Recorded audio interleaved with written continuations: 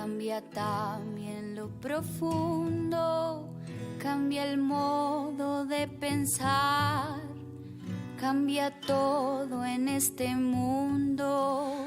Cambia el clima con los años, cambia el pastor su rebaño, y así como todo cambia, que yo cambie no es extraño.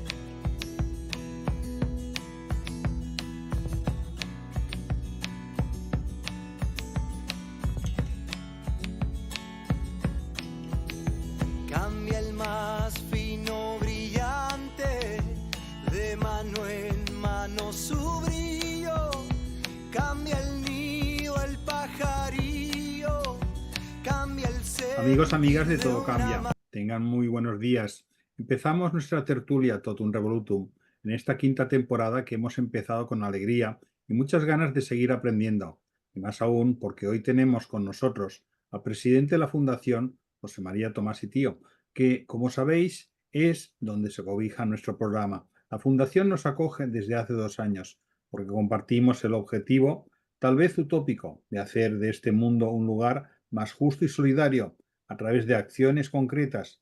Agradecemos, pues, a nuestro querido presidente de la Fundación que nos permite aportar un bien mayor. Buenos días, José María. Bienvenido a tu casa. Muchas gracias a vosotros por darme esta oportunidad de contar a tanta gente que os sigue algunas cosas que, bueno, reflexiones que uno va haciendo y compromisos que va concretando de la manera que podemos. Es interesante. Y estamos con Edgardo, profesor de Filosofía y Ética, coach, terapeuta. Buenos días, Edgardo. Buenos días, Salvador, y buenos días a José María. Contentos de estar nuevamente en esta tertulia y poder aprender más de todos los conocimientos y sobre todo de las experiencias que nos puedes compartir. Muchas gracias. Bueno, gracias a vosotros, pero aquí yo creo que todos aprendemos de todos, porque si no, esto no funcionaría. Así es que cada uno aporta lo que puede y lo que sabe, que a veces es menos de lo que uno quisiera. Bueno, a veces no, casi siempre, ¿eh? Todo es enriquecedor. José María, cuéntanos para los escuchantes, especialmente para los que no han tenido la ocasión de escuchar la anterior entrevista que te hicimos, qué es la Fundación, qué nos dedicamos, cuál es su finalidad y algo de su historia. José María, preséntanos la Fundación y a través de ella tu itinerario personal. Bueno, realmente la fundación surgió en el ámbito de la justicia, cuando el tiempo en que yo realizaba una función elegido por mis compañeros como decano de los jueces de Valencia. Y bueno, entre las reflexiones que surgieron de toda la gente con la que y organizaciones con las que trabajábamos, normalmente dentro, insisto, dentro del ámbito de la justicia, pues abogados, procuradores, médicos forenses, funcionarios públicos, secretarios judiciales, yo qué sé, pues pensamos que algo teníamos que aportar, porque nuestra experiencia siempre acababa en la misma, a veces, pues yo qué sé, intranquilidad. Esto no funciona como nos gustaría que funcionara, ¿no? Y bueno, empezamos a pensar por dónde podíamos abordar. Y nos pareció que teníamos que hacer pues una especie como de grupo de investigación, pero también pedir ayuda a otros, porque yo creo que es muy bueno cuando las personas y las organizaciones pues no han encontrado en su largo recorrido a veces soluciones a los problemas reales, pues hay que pedir ayuda a otras personas, porque hay otras disciplinas y otras personas que tienen otra manera de pensar, utilizan otros instrumentos, otro bagaje cultural, personal, profesional, que ayuda, y pensamos que así tenía que ser. Y por ello acudimos a 2 instituciones que nos parecían absolutamente necesarias en este proceso inicialmente de reflexión, solamente de reflexión. Uno que era la universidad, porque la universidad, bueno, la universidad acoge a un montón de profesionales de muchas y múltiples y diversas disciplinas que no necesariamente coinciden con las nuestras. Yo siempre cuento, porque me gusta contarlo, que cuando me entrevisté con el rector de la universidad me dijo, pues puedo ayudarle, nos parece una idea excelente, podemos ayudarle nombrando a algunas personas que puedan participar en esa reflexión del mundo del derecho. Yo le dije, no, por favor, del mundo del derecho, todos somos ya del mundo del derecho. A nosotros nos hace falta gente que venga de otros ámbitos del conocimiento. Ah, ¿y cómo se le ocurre? ¿A quién podría ser? Digo, pues, mire usted, yo creo que tenemos un problema serio de organización. Por tanto, nos hace falta alguien que nos ayude a organizar el sistema, ¿eh? Creo que tenemos un problema de comunicación. Por tanto, nos gustaría que aportara a alguien que trabajara en el mundo de la difusión, de la comunicación, del marketing, etc. Y también notamos que nos faltaba un compromiso, una cierta visión diferente de cuál era, diríamos, el escenario y las expectativas que las personas, tanto las que venían desde fuera como las que trabajaban dentro, tenían de la justicia. Por tanto, nos hacía falta que alguien nos aportara algo que tuviera relación justamente pues, con la sociología, con el conocimiento social, con el mundo de las comunicaciones, etcétera, ¿no? Bueno, y a partir de ahí el rector lo entendió muy bien y nos designó a 3 catedráticos de cada uno de disciplinas diferentes, ninguno de derecho, era un un catedrático de económicas, de dirección de empresas, otro catedrático de marketing y comunicación y otro catedrático de psicología social. Los 3 fueron esenciales en el nacimiento de lo que luego acabó siendo una fundación como la nuestra, en la que ya, una vez estructurada y debidamente pues, constituida, legalmente constituida e inscrita en el registro de nuestra comunidad, pues empezamos a diseñar otro tipo de proyectos. Esencialmente proyectos que tienen que ver con la formación, con la sensibilización, con la acción social y con la cooperación al desarrollo. Y en ese ámbito es el que nosotros nos hemos venido moviendo hasta el presente. Bien, es verdad que como muchas de las materias a las que de las que queríamos ocuparnos, pues generaron algún tipo de sospecha, de rivalidad por parte de instituciones que ya tenían que ocuparse, aunque se ocupaban de una manera seguramente a nuestro parecer, por lo menos humildemente a nuestro parecer, pues insuficiente, decidimos que no se trataba de rivalizar con nadie, se trataba de hacer algo que pudiera ser diríamos, ilustrativo y que ayudara a otras personas y a la propio sistema de justicia para que fuera más cercano al funcionario, al ciudadano, para que el ciudadano se sintiera cómodo cuando viene a pedir justicia, cuando viene a exigir o a pedir a requerir el apoyo desde un poder del Estado, como es la justicia, que es un poder del Estado. Pero a su vez, y en el transcurso un poco del tiempo, nos pareció que debíamos ampliar nuestro horizonte. Nuestro horizonte pasaba porque descubrimos que hay una carencia y sigue habiendo una carencia grandísima en lo que es lo que ya podríamos llamar la defensa de los derechos humanos en términos generales, ¿no? Muy generales.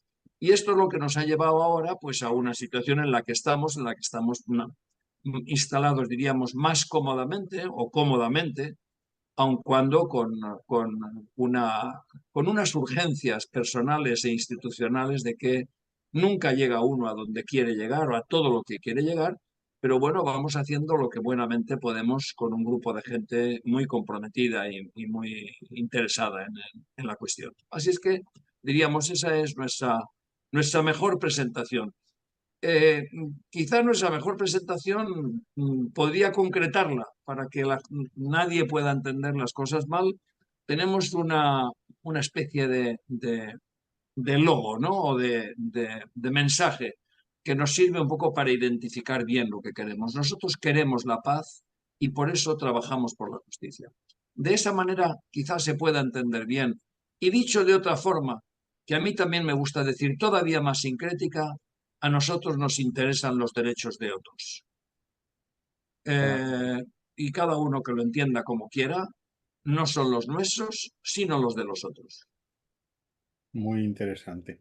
José María, por favor, ¿cuáles son las últimas actividades o los logros o los compromisos de la Fundación? Sabemos que tu rol de presidente te lleva constantemente a viajar a diversos escenarios donde la Fundación quiere o intenta aportar.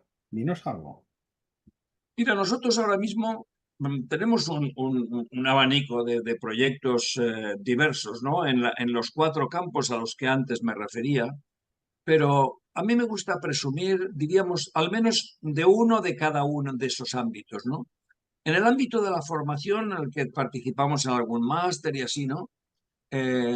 realmente a nosotros el programa, diríamos, estrella para nosotros tiene que ver sobre todo con un proyecto en el que participamos sobre derechos humanos en el máster que da la propia universidad, en la que participan nuestros técnicos y normalmente también los expertos del Festival de Cine y yo mismo, para trasladar a todos los estudiantes universitarios, los que terminan el grado o que hacen el máster de cooperación, trasladarles un poco cuál es la realidad de un mundo en el que a veces no somos conscientes de lo que está ocurriendo, ¿no? Este máster es un máster que dirige o que organiza la propia Universidad de Valencia, en este caso, y en el que, bueno, pues yo creo que nosotros nos ocupamos no ya de reproducir, ¿no? Lo que sería el marco teórico de lo que es la cooperación o lo que son los derechos humanos, sino en la práctica qué es lo que ocurre y cómo lo hacemos, ¿no? En materia, diríamos, de acción social, nosotros nos gusta presumir de otro proyecto. Presumir en el buen sentido, ¿eh? Presumir quiero decir apostar, ¿eh? Apostar por los resultados que vamos obteniendo, que es nuestro trabajo en un barrio de Valencia. Valencia es una ciudad, para los que no la conozcan, es una ciudad de unos 800.000 habitantes aproximadamente, pero que ahora mismo está reconocida incluso como una de las ciudades, seguramente en el primer lugar, así en la última información que tenemos es así, en la ciudad donde mejor se vive del mundo. Pero eso no quiere decir que todo el mundo viva lo mejor que se puede vivir en el mundo.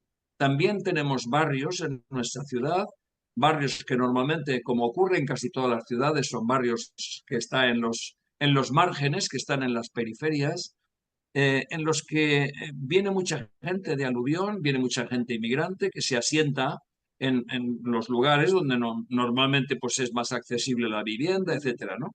Pero que no tienen demasiados recursos, ni la propia administración ni ellos mismos tienen facilidades para acceder, pues bueno, a un puesto de trabajo, para acceder a una vida en unas condiciones mínimamente dignas. En este barrio nosotros trabajamos con una escuela de primaria y secundaria, pero no directamente en la formación, sino en lo que nosotros llamamos la preformación o la preparación para la formación. O dicho de otra manera, para cubrir algunas carencias que hemos descubierto, junto con la dirección y los profesores de la escuela, que estas personas tienen. Estamos hablando de un barrio en el que hay en este momento 17 nacionalidades. Un barrio que no es muy grande, pero que tiene asentados y viviendo en ese territorio hasta personas de 17 nacionalidades. Pero ¿qué pasa?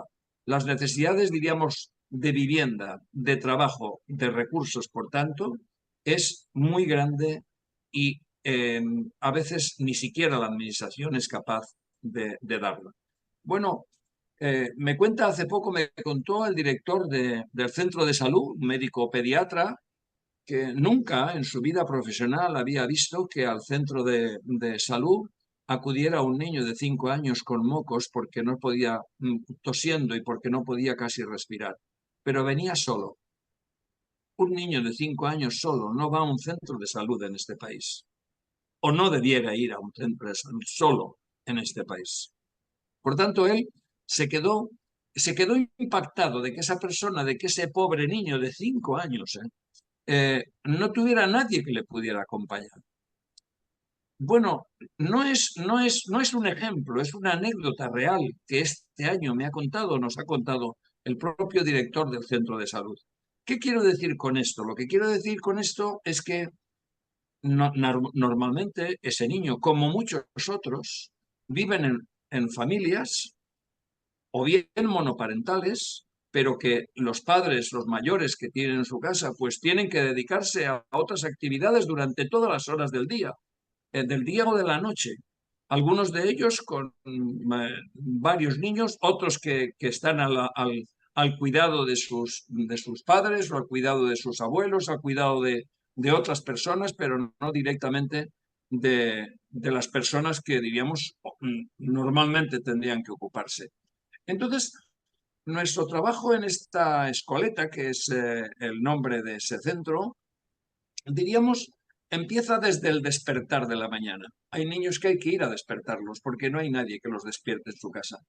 Y hay niños, la mayor parte de ellos, que hay que ayudarles al aseo personal, a enseñarles a cepillarse los dientes, a prepararles el desayuno,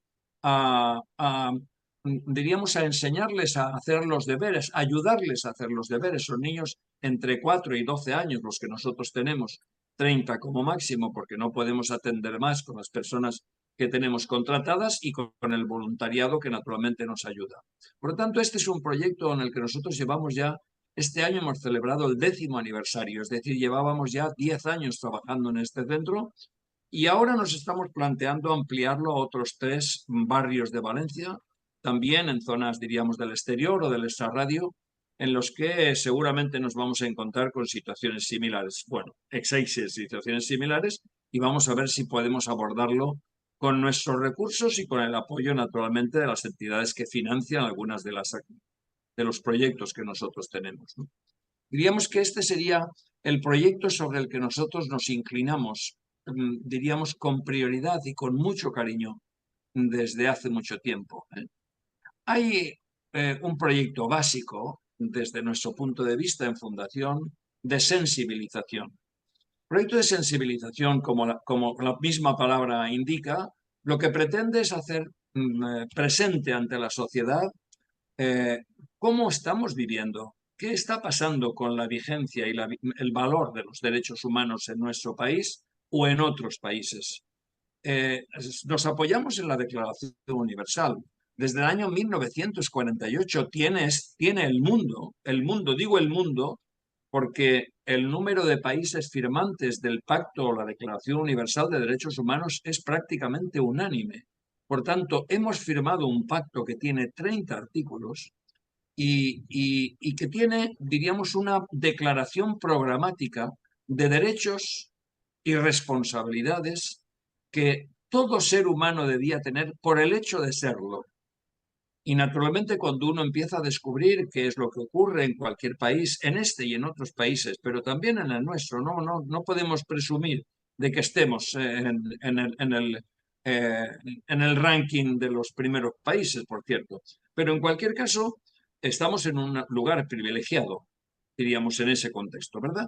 Pero a pesar de todo, sigue habiendo, tanto en nuestro país y en muchos otros países, desde luego en muchísimos países, situaciones mucho más carenciales que las que existen, en nuestro alrededor y nosotros vemos. Por tanto, hay que contarlo, porque si uno no lo cuenta, si alguien no lo oye y no lo ve, pero no lo ve bien, no basta que se lo relate una noticia de televisión que al día siguiente ya no es noticia porque ha cambiado por otra, sino que hay que hacer presente en la sociedad la realidad de lo que ocurre alrededor de nuestro mundo, porque a todos nos compete. Cuando hablamos, por ejemplo, de la protección del medio ambiente, no estamos hablando de que una persona fume o deje de fumar, estamos hablando de la degradación gravísima que se está produciendo en todo el planeta, de la que todos somos responsables y que por tanto es lo que vamos a dejar a los que nos sucedan, diríamos, en la administración de este mundo real que nosotros tenemos. Bueno, quiero decir que a partir de esa situación es la que nosotros diseñamos los proyectos de sensibilización. Y hay uno que este año hemos celebrado ya la 15ª edición, que es el Festival de Cine sobre Derechos Humanos. El Festival de Cine sobre Derechos Humanos es un festival, yo creo que terriblemente ambicioso, en cuanto que diseñamos, diríamos, la vigencia de proyectos o de derechos que debiera existir en todo el mundo, pero llegamos hasta donde somos capaces de llegar. Todos los años elegimos un eje, diríamos, que transita por la mayor parte de las producciones que se presentan en el festival. El festival, nosotros, si les gusta decir a la directora y a su equipo, que es un festival que se celebra durante 10 días, pero dura todo el año. ¿Por qué? Pues porque el Festival de Cine no es un festival al uso. No hay una alfombra roja sobre la que vienen personas a lucir ni el tipo, ni el vestimento que lleva, ¿no? Sino que es un festival donde nosotros ponemos la alfombra, diríamos, la alfombra de otro color, pero es la alfombra del derecho, ¿no? Por llamarlo de alguna manera, y de la justicia. Entonces, cada año elegimos un tema que sirve un poco como de eje al concurso, porque naturalmente tiene sus premios el festival, también económicos, aparte del prestigio que pueda tener un reconocimiento, ¿no? Y este año hemos elegido, el tema de este año ha sido precisamente el cambio climático y la responsabilidad que asumimos en el mantenimiento del planeta. Bueno, se han presentado más de 400 películas al concurso, ¿eh? Más de 400 películas de todo el mundo, porque ya tiene vamos por la 15ª edición y por tanto tiene ya un reconocimiento internacional importantísimo. No se puede desconocer que nuestro Festival de Cine está vinculado en alianza con una red internacional de festivales de cine sobre derechos humanos, que está prácticamente en muchos países del mundo. Bueno, pues se han presentado casi 400 películas este año a concurso. Finalmente se seleccionaron las que fueron mejor valoradas por jurados de expertos en cada una de ellas, tanto largometrajes como cortometrajes como micrometrajes. Hay secciones, porque hay una que a mí me gusta mucho, que la diseñamos a mitad, diríamos, de camino en estas 17 o 15 ediciones, quiero decir, que se llama Un minuto, un derecho. Esta sección me gusta mucho hablar de ello, porque es una sección a la que acuden los centros de enseñanza de la comunidad. Cualquier centro de enseñanza o cualquier persona, pero normalmente trabajamos con los centros de enseñanza porque es el lugar donde se encuentran la mayor parte de los niños y niñas que están en esa época, ¿no? Niños de primera, de primaria, de secundaria e incluso universitarios. Se trata, es muy sencillo, se trata de que cada uno, cada persona o varias personas o cada centro o varios por cada centro, presente una visión que en un minuto identifique bien alguno de los derechos que están reconocidos en la Declaración Universal. Con lo cual, bueno, este año se han presentado 24. Con los centros que lo quieren, nosotros vamos trabajando durante todo el año. Hay formación, hay sensibilización y hay ayuda en lo que es cómo se elabora un vídeo, cómo se realiza, cómo se presenta, cómo se, yo qué sé, subtitula, etcétera, ¿no? Bueno, pues ganó un centro con una niña protagonista que tenía 11 años y es una preciosidad.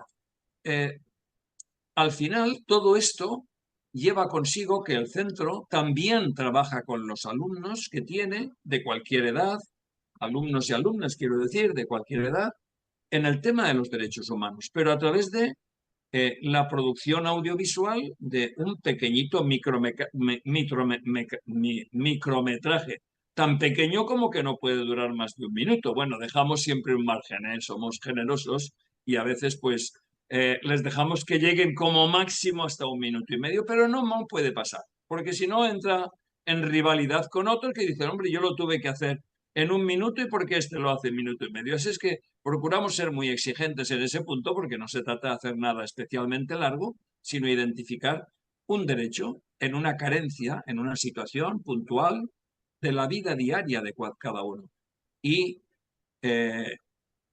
la verdad es que nos sorprendemos cada año de la cantidad, de la creatividad de los niños, de los jóvenes y también de un poco más mayores, ¿no?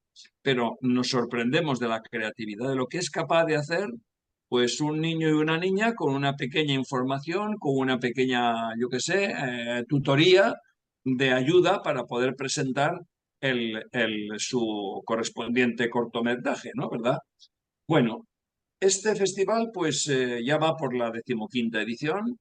Ya tenemos para el año que viene, por si alguien quiere apuntarse, ya tenemos el tema para el año que viene, que casualmente tiene que ver con los conflictos armados y la cultura de paz.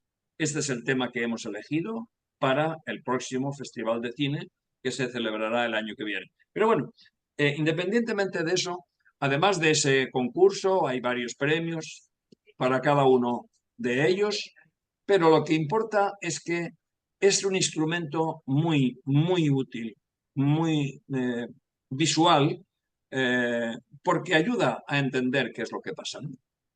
Por tanto, diríamos, es el Festival de Cine. Pero hay dos cosas que también me gusta hablar de ellas, que seguramente no hablé en la otra ocasión. Dos acciones que tienen que ver justamente con el Festival de Cine. Una, y es que por primera vez hemos creado un laboratorio para enseñar a aquellos profesionales, estudiantes, pero ya personas que ya se vayan a dedicar a la producción audiovisual, a elaborar documentales, a producir documentales, grabaciones o lo que sea, a partir de la, diríamos, de masterclass, por llamarles para que la gente entienda, ¿no? De masterclass de personas que ya son profesionales consagrados. El año pasado fue la primera edición, este año va a ser la segunda, aunque le llamamos el laboratorio Humans Lab de laboratorio, se va a celebrar en el mes de noviembre. Por tanto, es otra de las actividades que a lo largo del año se van haciendo. No tiene que ver con los días de presentación del festival, sino que es una actividad complementaria que ayuda a los productores, ¿no? Y por tanto refuerza, digamos, la actividad audiovisual. Es curioso porque como fue el año pasado la primera edición de esta, vinieron 2 directoras de cine y ayudaron durante un tiempo a los alumnos que se inscribieron, obtuvieron una beca, porque les damos una beca para poder dedicarse a esto. Este año, a los que el año pasado participaron en ese documental, han participado como jurados en algunos de los jurados de las distintas modalidades de producción. Quiero decir, por tanto, todo va unido, todo lo vamos vinculando, ¿no? Y la segunda actividad que también me gusta mucho, que tiene que ver con esto, es que acabamos de crear también este año, una plataforma digital gratuita a través de la cual uno va a poder visionar todos aquellos documentales que sean producción propia y algunos otros que nos puedan dar la autorización y la licencia para poder hacerlo, ¿verdad? Por tanto, es una especie, para que se entienda bien, pues es una especie de Netflix, pero gratuito. Claro, es verdad que en este momento tenemos poca producción puesta, pero ya se puede acceder. Se llama Humans Media, por tanto ya se puede acceder a través de la página de la Fundación por la Justicia, ya se puede acceder a esa plataforma y ya se puede ver todo el material que nosotros hemos venido produciendo propiamente y que es nuestro, en propiedad, que son varias producciones que tenemos, pero también durante un tiempo nos han permitido presentar en esa plataforma los principales premios, los primeros premios del Festival de Cine y bueno, y en lo sucesivo iremos trabajando con ello. La extensión que tiene este Festival de Cine es tremenda. ¿Por qué digo esto? Pues porque en este momento nosotros hacemos un ciclo de cine derivado del Human Fest en 32 países del mundo a través de un proyecto con la Agencia Española de Cooperación, AECID. Por tanto, ¿qué quiere decir? Tenemos, por tanto, un convenio con la AECID, en virtud del cual cada año ellos seleccionan de lo que nosotros hemos presentado en el festival un número determinado de películas o documentales que luego les autorizamos, por tanto, nosotros, con nuestra marca, a que puedan difundirse y producirse y presentarse en las agencias o bien en las oficinas técnicas o bien en las oficinas culturales o secciones culturales de las embajadas que España tiene en varios países del mundo, normalmente la mayor parte de ellas en América Central, América del Sur, pero también alguna en África y alguna en Asia, pero la mayor parte en América del Sur y América Central. Bueno, ¿qué más diría? Yo no quiero cansar mucho porque estoy contando aquí muchas cosas seguidas que esto no lo sé qué, pero ya termino con el Festival de Cine diciendo que el año pasado ya empezamos y este año estoy muy satisfecho de que hemos hecho una apuesta que, bueno, para mí es emocionante. Y la apuesta que nosotros hemos hecho es que hemos entendido que normalmente el ámbito de la cultura pertenece a los privilegiados de las ciudades. pero no a aquellas personas que tienen algún grado de discapacidad. Es por ello que el año pasado empezamos y este año hemos ampliado nuestras películas, cada vez podemos más, porque no es fácil. Nosotros tenemos un grupo de películas que cada año vamos a ir aumentando, que puedan ser vistas por personas con discapacidad visual, por tanto, mediante la audiodescripción, y películas que puedan ser vistas por personas con discapacidad grave auditiva y, por tanto, mediante la subtitulación y el lenguaje de signos. Yo creo que esto nos da un valor añadido al compromiso que nosotros tenemos con los derechos humanos para que nadie se quede atrás, extendido a todas las personas y muy particularmente a quienes son nuestros preferidos, que son las personas más vulnerables y en este particular, pues con un grado de discapacidad grave que les impide en ocasiones pues disponer de otras posibilidades para acceder a la cultura. Está presentada Fundación, ¿no? Y nuestros proyectos, ¿o qué os parece? Sí, sí, muy Hemos bien. gastado el tiempo, ya hemos gastado todo el tiempo, No, no, Salvador. no, tranquilo que no. Al hilo de lo que has enunciado en todo lo que has estado diciendo, valdría también incluir la máxima que dice de primus vivere, de filosofare, pero es que Eso además es. todo lo que has expuesto, Ya, ya, ya, ya. ya Y nos eso has que no hemos avanzado. hablado de algunos temas de los que hablaremos después. Si Sí, da tiempo, porque yo no lo sí. sé, da tiempo, ya da tiempo. Tranquilo, tranquilo. José María, entrando al tema que queremos también profundizar y que nos ayudes desde tu mirada, se trata de la paz, que es el objetivo y contenido fundamental de nuestra acción. Queremos que nos ayudes a reflexionar sobre la paz desde lo específico de nuestra realidad europea, muy próxima de nuestra cómoda sociedad europea, que aún se han instalado dos guerras. No es en absoluto fruto de la casualidad, pero por el contrario somos los humanos los que lo hacemos. Tal vez hemos de recordar que hace poco salimos de una pandemia en la que nos prometimos que seríamos mejores, que hace algunos años pensamos que la paz era la mejor opción. Entonces, ¿qué nos ha pasado como sociedad? ¿Qué hemos de mirar y qué hemos de entender para dar algo de sentido a todo lo que estamos viviendo? Toda guerra es un sinsentido, pero estamos en dos guerras y no vale decir que no es con nosotros. Ya, ya. Yo creo que, Salvador, que te has quedado corto. Que te has quedado corto. Estamos en territorio de guerra en todo el mundo. No quisiera alarmar a nadie, pero la situación a día de hoy es una situación gravísima. No es la peor del mundo mundial y universal, pero nos han televisado una guerra, nos han querido hacer creer de que otra guerra es el derecho que tiene uno a defenderse y con eso justificar todo tipo de actividades de grave vulneración del derecho internacional humanitario, pero nos han silenciado siempre, y vuelve a ocurrir lo mismo cada vez, la guerra de los pobres. Estamos en este momento en yo creo, que una situación gravísima de guerra a nivel mundial. Desde aproximadamente el año 2012, el número de guerras ha ido aumentando en el planeta en el que nosotros vivimos.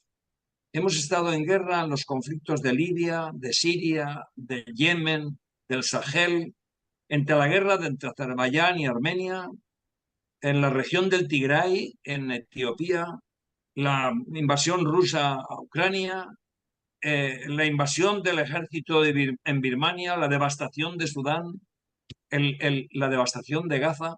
Es decir, no estamos en medio de dos guerras, estamos en una situación de permanente y grave conflicto mundial.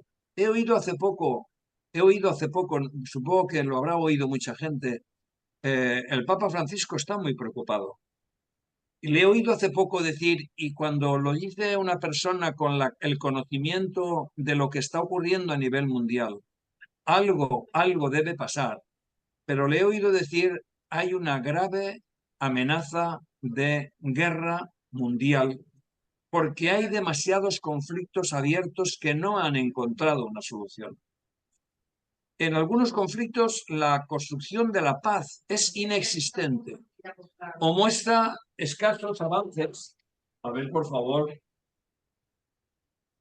Que no ha sido capaz de resolver la diplomacia, que únicamente le ha gustado centrarse en gestionar las consecuencias, pero no en pacificar ni prevenir los conflictos.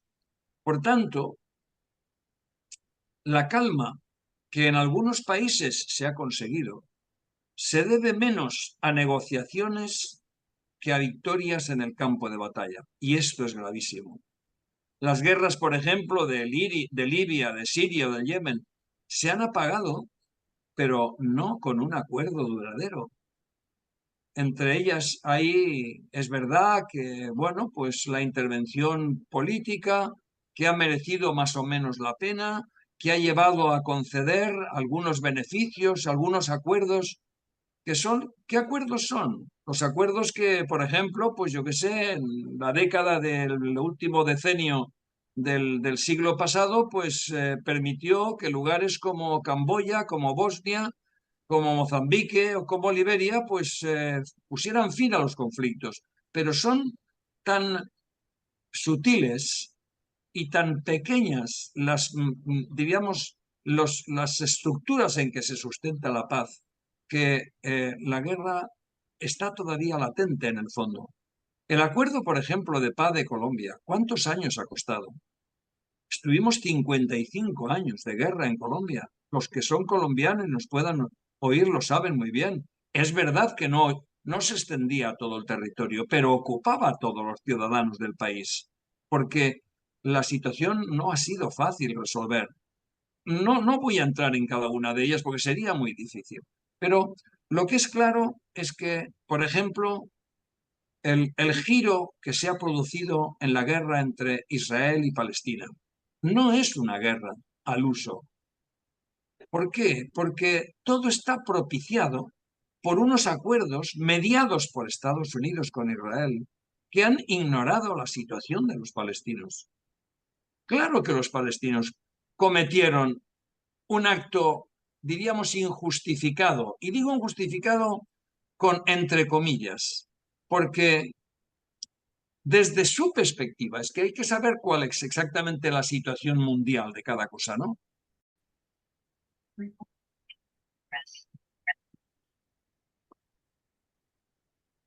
Perfecto. Adelante, José María. Pues no sé dónde quedamos, pero bueno, vosotros Estabas luego... empezando a hablar de Palestina, de la situación de que no era, habías descrito la acción de Hamás y decías que entre comillas había sido, Ya, ahí te ya, quedas. ya. Bueno, si la cuestión es que decía que esta es un programa, diríamos, una guerra que no es la televisada que hemos tenido en Ucrania durante algún tiempo, en la que veíamos cada día imágenes de la ocupación del país por parte de Rusia, sino que es una guerra que está, diríamos, dirigida esencialmente en los medios de comunicación a buscar cuál es el equilibrio que existe entre dos países que no son tales, uno que no es reconocido por la mayor parte de los países del mundo y el otro que tiene no solamente reconocido, sino que además tiene unos acuerdos especialmente importantes de protección por parte de Estados Unidos. ¿Qué situación es la que se colocan los palestinos? Palestinos es verdad que se han rebelado contra la permanente y continua apropiación de su territorio por parte de Israel. Que la respuesta no fue proporcionada, seguramente.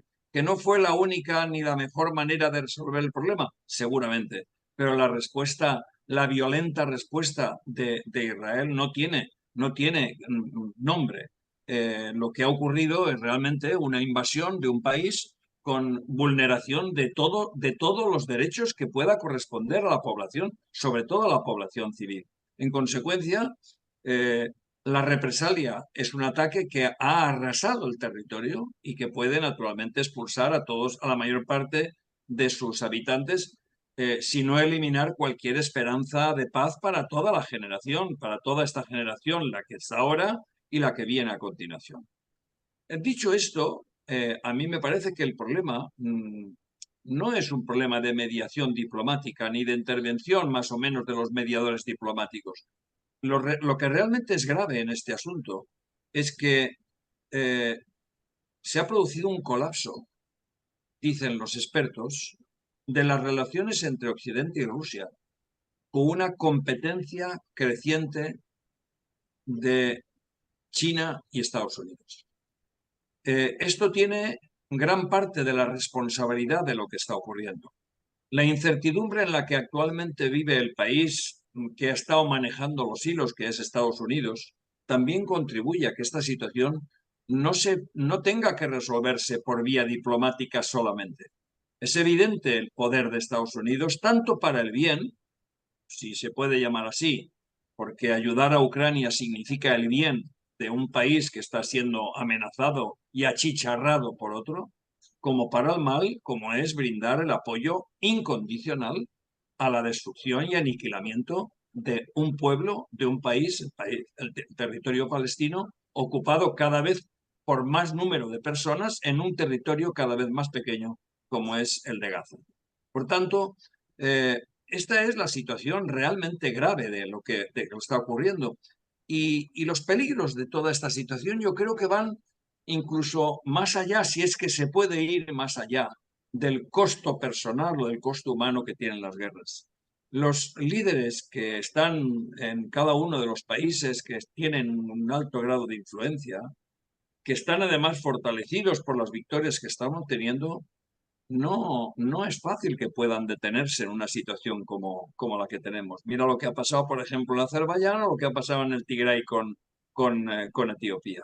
Por tanto, y a esto me refería yo antes, existe un grave peligro de una conflagración más amplia que también, diríamos, multiplique la situación de guerra que se está generando, que se ha generado a nivel mundial. De hecho, han aumentado las tensiones, por ejemplo, en las fronteras más peligrosas del mundo. Digo Ucrania, digo el Mar Rojo, digo Taiwán o el Mar del Sur de China, por ejemplo, por citar algunas. Y el riesgo de normalizar pues, ese costo incalculable que está impidiendo o involucrando a Estados Unidos, a China y a Rusia. Por tanto, parece poco probable, y la situación del Consejo de Seguridad así lo evidencia, que los líderes mundiales ante esa situación reconozcan el peligro de las decisiones que están tomando y aún diría más, de las decisiones que no están tomando, porque la omisión de algunas de las decisiones que pudieran paralizar la conflagración esta permanente, pues es grave. Por esta vez, yo creo que seguramente la intervención de la Corte Penal a la que ha acudido primeramente Sudáfrica y ya se han unido varios países, entre ellos España, pues puede ser un inicio de una posible solución, pero que es de largo recorrido. Por tanto, lo que es claro es que en el campo de batalla es muy difícil paralizar el enfrentamiento porque cada vez el rencor, el odio, la violencia es mayor. Y desde luego la construcción de la paz yo creo que eh, en este momento es bastante difícil y a lo mejor algunos se conformarían con evitar que la guerra siguiera aumentando y expandiéndose más de lo que ya está por otros países. Bueno, no quisiera que fuera muy negativa, pero esta es una percepción que se deduce de lo que estamos viendo todos los días en los medios de comunicación y lo que no estamos viendo, pero que está ocurriendo. Edgardo, ¿querías hacer tú alguna aportación o alguna pregunta? Sí, José María, ¿qué es lo que como sociedad civil necesitamos conocer, necesitamos comprender? Porque justamente a veces lo que lo que más nos falta es la sensibilización, todo el trabajo que por una parte es el valor de la paz y todo esto, pero también como has dicho bien, no nos informan y lo que vemos a veces no nos transmite lo que en realidad está pasando. ¿Qué sería, digamos, lo más importante de base para comprender esta situación, porque mucha gente pues toma una postura a veces sin una información clara, sino dejándose llevar por los medios de comunicación. Ya.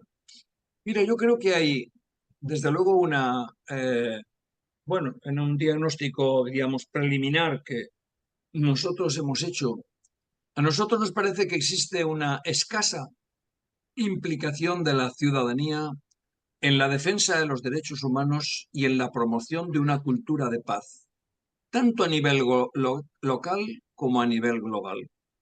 ¿Esto por qué? Pues porque hay una falta de conciencia y capacidad de análisis crítico en cuanto a las causas y a las consecuencias de los conflictos armados en lo que llamamos el sur global, ¿no? Concretamente en términos de vulneración de derechos. ¿Qué provoca esa situación? Pues lo que provoca, desde mi punto de vista, son tres cosas. Lo primero es una desinformación y propagación de discursos de odio hacia colectivos vulnerados y vulnerables fundamentalmente en datos que no están contrastados. No se puede decir que el hecho, pongamos por ejemplo, porque es una situación reciente que está ocurriendo en nuestro país, el hecho de que vengan 347 menores procedentes de la costa africana que han llegado en pateras a Canarias, esto nos hemos llenado de delincuentes. Esto es una barbaridad, que lo único que provoca justamente es, diríamos, la criminalización basada en datos que son erróneos y falsos. Y lo podemos demostrar. Bueno, por tanto, el efecto primero me parece que es ese. El segundo, a mí me parece que esa falta de implicación y de conocimiento provoca una desconexión entre la realidad local y la realidad global. Ninguna persona está legitimada para no ver más allá de lo que ocurre en su entorno más cercano. Es necesario tener una mayor información contrastada y sincera, clara, contundente, pero documentada, de cuál es la realidad a nivel global, porque a nivel global la situación es una situación conflictiva, quiero decir, y peligrosamente, diríamos, consolidada ya a lo largo de un tiempo prolongado. Y la tercera, o el tercer efecto o conclusión, derivación de aquí, diríamos que es el aumento de la apatía y el desinterés por la participación en proyectos que contribuyan al bien común y a la justicia social. Diríamos, esta es, en términos globales, ¿no?, lo que serían los efectos más inmediatos de esa falta de conciencia o de capacidad de análisis crítico de lo que son los derechos humanos, la promoción de una cultura de paz y de la situación, bueno, en la que normalmente nos encontramos en el mundo. Nuestro mundo es más allá de lo que nosotros vemos con nuestros ojos y nuestros anteojos a veces tan difuminados, ¿no? María, a nivel de organismos y lo que has comentado, pueden haber, lo que has dicho, también un enfrentamiento o algo con posiciones de la sociedad civil, nuestros gobernantes y luego lucros que pueden haber por intereses particulares, por guerras y ante todo cómo se está actuando, cómo hemos actuado bien o mal. Y a nivel de organismos y organizaciones, tal vez tú nos puedes dar también una mirada diferente de proyectos e iniciativas que están llevando a cabo en el mundo, no solo para atender a las víctimas, sino para señalar y condenar a quienes se lucran y se benefician del terrible mal de la guerra. ¿Qué Ya, repercusión verdadera y concreta pueden producir? yo creo que, claro que hay las instituciones tanto mundiales como territoriales en términos absolutos, en América, en Europa, en Asia, etcétera, ¿no? Claro que hay preocupación de las instituciones responsables. Cuando uno escucha, por ejemplo, pues yo qué sé, a la OCDE, los proyectos que está utilizando en defensa un poco de la protección, sobre todo de la lucha contra la pobreza y la desigualdad que está en el trasfondo de todas las situaciones de enfrentamiento y de guerra. Bueno, pues ves que van un poco como en la línea deseable, ¿no? Lo que pasa es bueno, que es de avances muy lentos porque cada decisión cuesta un mundo y un triunfo tremendo, ¿no? Mira, hace poco leía una entrevista de la directora de proyectos, o sea, una experta, diríamos, en la lucha, en la cooperación internacional y en la lucha un poco contra las situaciones de falta de derechos en general, ¿no? Que decía, España en este momento, por ejemplo, está dedicando a la cooperación internacional el 0,24% del PIB, pero tiene el compromiso formalmente y legalmente asumido de llegar al 0,7 en el año 2030. Bueno, los avances que se han producido desde que se acordó ese, diríamos, ese desideratum hasta ahora no hacen pensar que en el año 2030 vayamos a llegar al 0,7. Pero es igual, puede llegarse o no puede llegarse. Es bueno tener una perspectiva, diríamos, en la que diríamos aspirar, ¿no? Entonces, también es verdad que llegar al 0,7% pues es una forma de medir, diríamos, el liderazgo global de un país, de su responsabilidad con los países en desarrollo. No se pueden cerrar las fronteras a países que están en una situación de límite, porque no tienen recursos los imprescindibles para poder sobrevivir. No nos extrañe, por tanto, que la gente busque vivir de una manera más digna y, por tanto, todo eso está generando conflictos internacionales muy serios. Por tanto, claro que yo creo que hay que reinventar. Y decía esta señora, decía, hay que reestructurar de alguna manera lo que es, diríamos, el trabajo de la cooperación internacional. Y hablar, por tanto, de asociaciones y de relaciones de confianza, y no de estructuras verticales entre países donantes y países receptores. Esto lo único que pervierte el sistema y da lugar a servidumbres en las que uno no acaba nunca de salir de esa situación. Por tanto, ha de haber relaciones de confianza entre los países que permitan que juntos se pueda erradicar la pobreza, porque no es un tema de escasez, sino solamente de falta de alineamiento entre lo que son las perspectivas de las grandes organizaciones y los diseños de los sistemas, diríamos, de cooperación con lo que realmente, diríamos, sería deseable. Por tanto, tenemos firmado un pacto mundial que muchos están descalificando con argumentos que no tienen ninguna explicación y que no tienen ningún soporte técnico.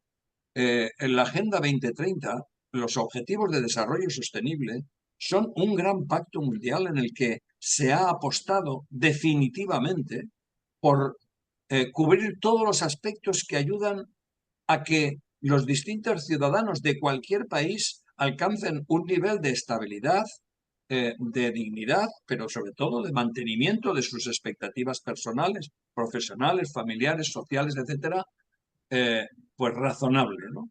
Claro que no vamos a pensar que todos los países van a acabar siendo iguales, porque eso realmente no es más que una utopía que no tiene ningún sentido. No tiene ningún sentido porque esa realidad va a ser imposible, que todos los ciudadanos de todos los países sean así, ¿no? Pero lo que no cabe duda es que hay un mínimo que no es posible consentirlo sin perjudicar realmente pues lo que es sobre todo los derechos y expectativas de mucha gente que está viviendo en muy malas condiciones.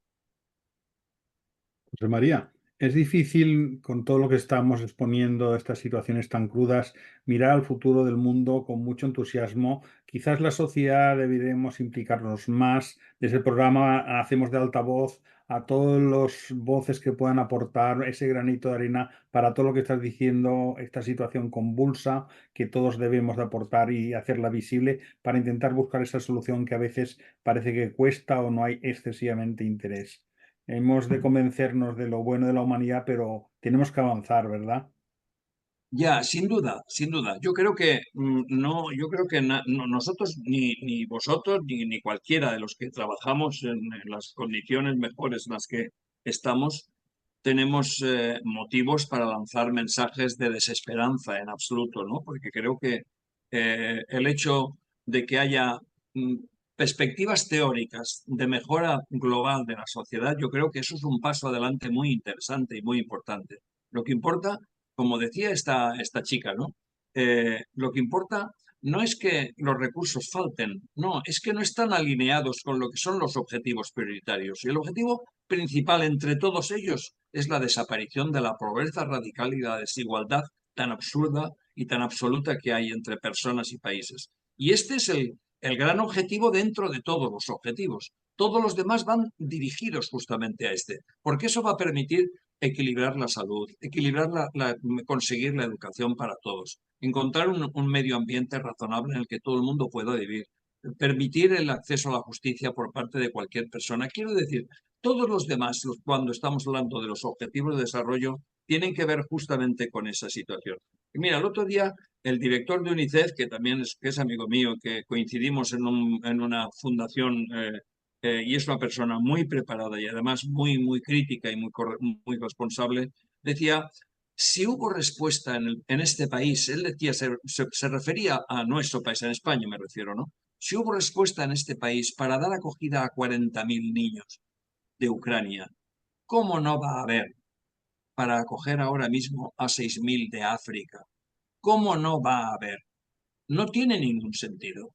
¿Qué es lo que está fallando? ¿Por qué ese desequilibrio? ¿Por qué no queremos recibir a quienes, en el fondo, no son más que personas que están, diríamos, intentando salir de una situación en la que están siendo asesinados, escapando o reclutados por grupos armados, o que están huyendo de la violencia, de los abusos, de los mayores y de los iguales, en el que están buscando, de alguna manera, una situación de normalidad vital.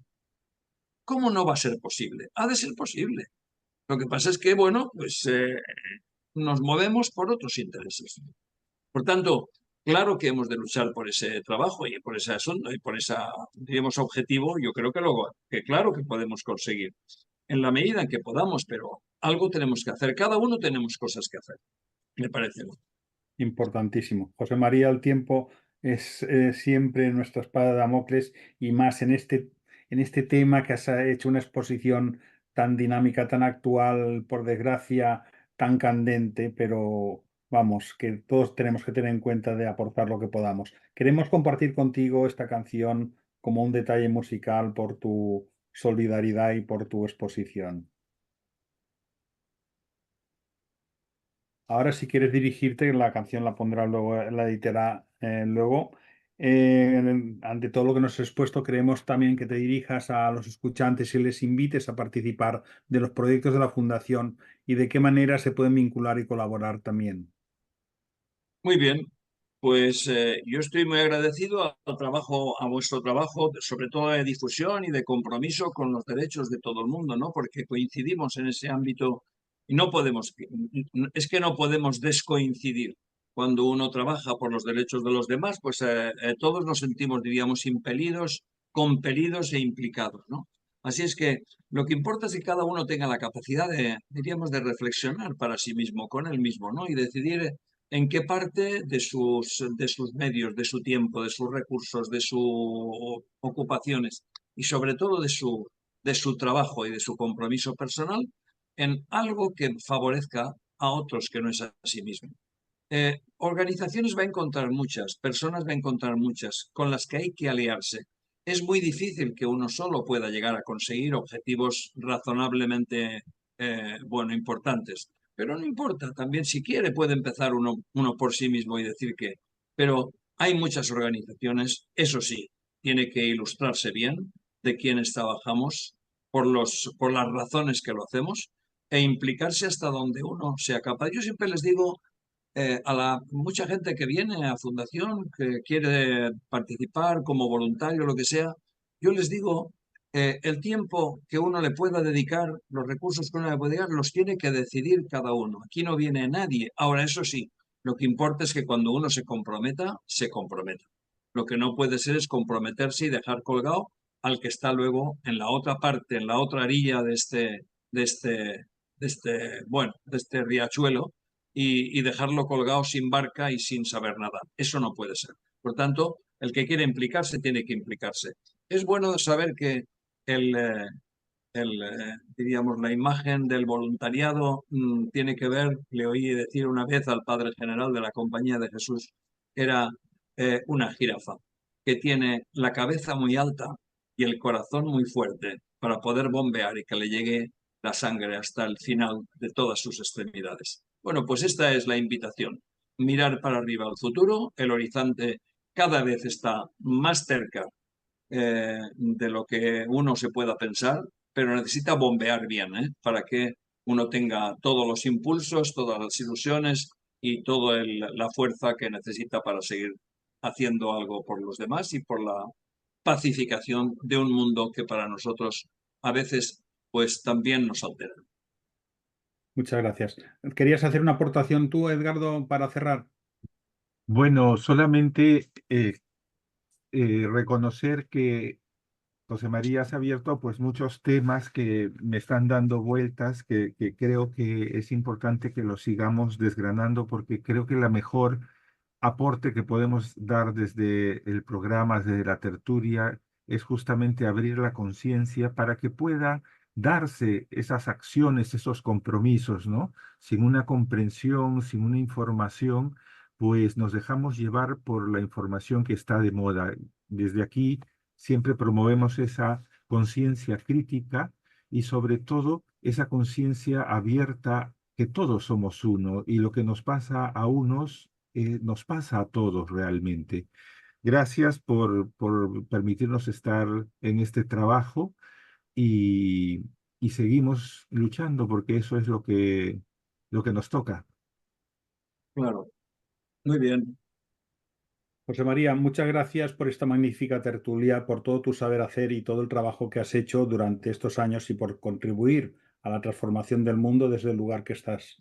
Gracias por la Fundación y todo lo que trabaja en elevar el nivel de conciencia. Gracias de corazón. Esperamos tenerte pronto con nuevas noticias de la Fundación que hoy nos has ilustrado tan ampliamente y que son, por desgracia, de candente actualidad. Amigos, amigas de Todo Cambia, queremos y podemos transformar el mundo. Es nuestra tarea, la misión que nos encarga el universo, la vida o Dios, porque todos los seres humanos tenemos esta misión. La paz es el camino. Podemos promover la solidaridad, la justicia, la paz, y a través de los valores y las acciones, la vida se abrirá a paso. Quisiera terminar con esta hermosa frase.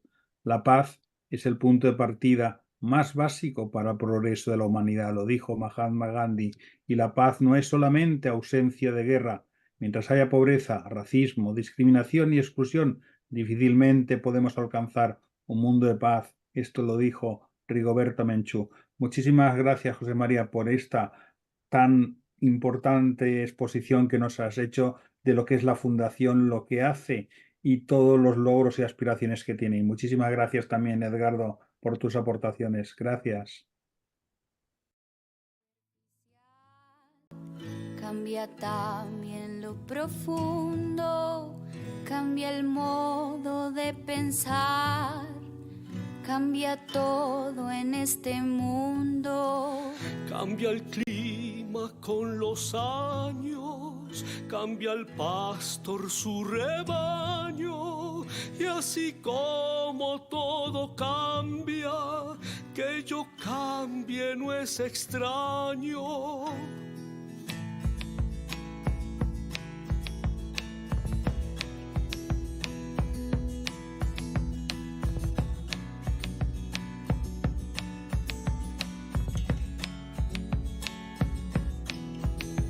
Cambia el más fino brillante, de mano en mano su brillo.